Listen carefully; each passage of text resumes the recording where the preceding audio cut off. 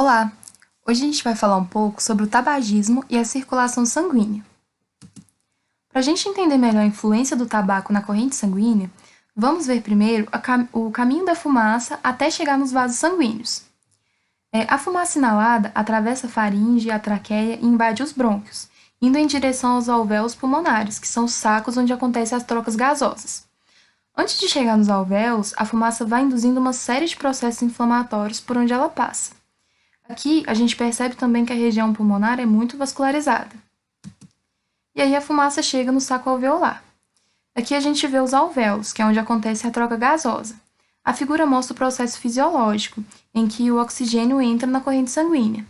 No ato do fumo, as substâncias tóxicas entram na corrente sanguínea e se misturam no sangue que já está oxigenado. A comunicação dos alvéolos com os capilares, que são esses vasos aqui, permite que as substâncias entrem na corrente sanguínea e cheguem no coração e sejam bombeadas por todo o corpo. Bom, o cigarro tem mais de 4.000 substâncias que são tóxicas para o organismo. Quanto mais tempo de contato com a fumaça do cigarro, maior é a vulnerabilidade da pessoa a essas substâncias. Hoje, a gente vai ver alguns dos efeitos de duas dessas substâncias na corrente sanguínea: os efeitos da nicotina e do monóxido de carbono.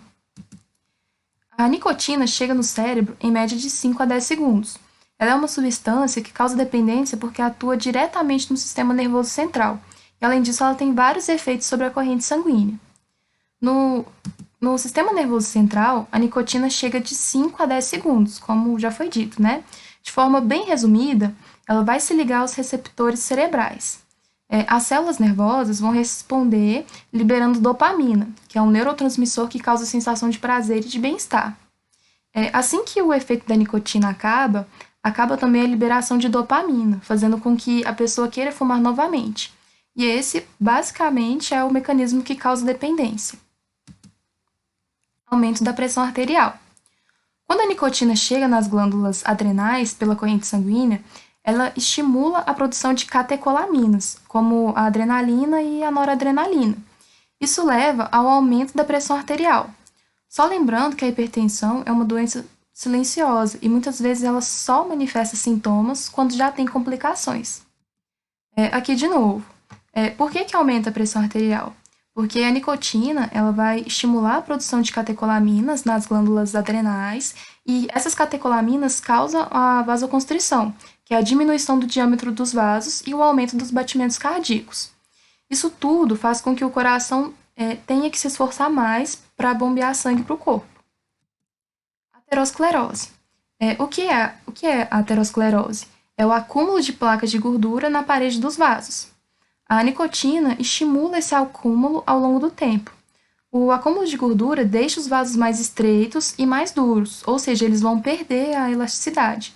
Isso vai reduzir o fluxo de sangue para os tecidos e também vai aumentar os níveis de colesterol ruim no sangue, que é o LDL. Em vasos menores e mais sensíveis, como o do coração e do cérebro, vai facilitar a formação de trombos e complicações mais sérias, como o AVC e o infarto. Aqui tem um vaso saudável e um com uma placa de gordura. Podemos perceber como o diâmetro do vaso fica diminuído. Aqui a evolução de uma formação de uma placa de gordura que vai obstruir uma artéria coronária. Agora, a gente vai falar do monóxido de carbono, que é outra substância muito tóxica. A hemoglobina ela tem afinidade 200 vezes maior com o monóxido de carbono do que com o oxigênio. Isso significa que a hemácia ela deixa de carregar o oxigênio e passa a carregar o monóxido de carbono.